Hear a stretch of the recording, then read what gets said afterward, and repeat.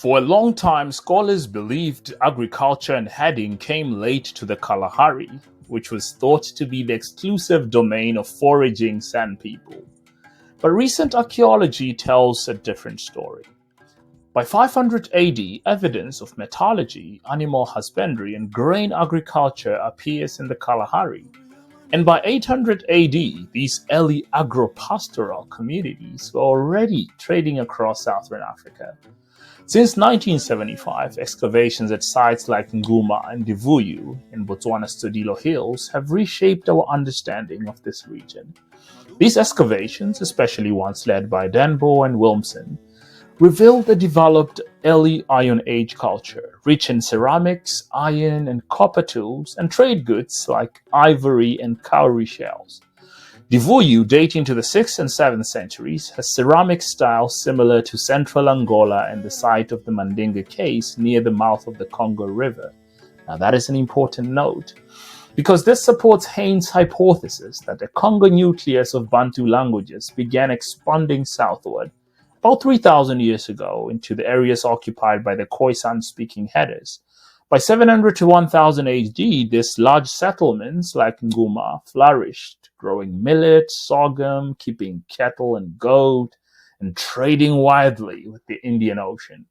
With this evidence, we can speculate that Proto-Hambukushu-speaking people, the early Hambukushu ancestors, entered the western part of southern Africa roughly 2,000 years ago, where they found Khoisan-speaking herders.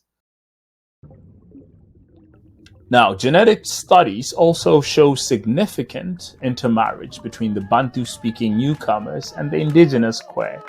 Interestingly, these unions were sex-biased, meaning Hambukushu men would usually marry Kwe women. One of these marriages, actually about 300 years ago, more recent, begins the present dynasty of the Hambukushu rainmaking Fumus. But we'll get to that. The Hambukushu-Kwe relationship is also reflected linguistically. Hambukushu has many Kwe loanwords and even click sounds that are not typical of the Bantu languages. I'm also going to have a Hambukushu course on mythopoetics, where we'll analyze some of the myths and myth-making traditions of the Hambukushu.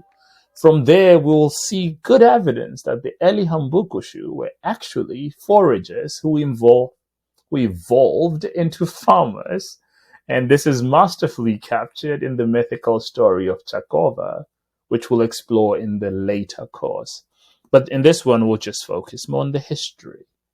So we end this short introductory episode not with a fixed point, but with a deep root system stretching from the Congo River through the Copper Belt into the Tsodilo Hills and beyond.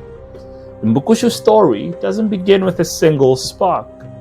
It's a slow fire of migration, fusion, and adaptation.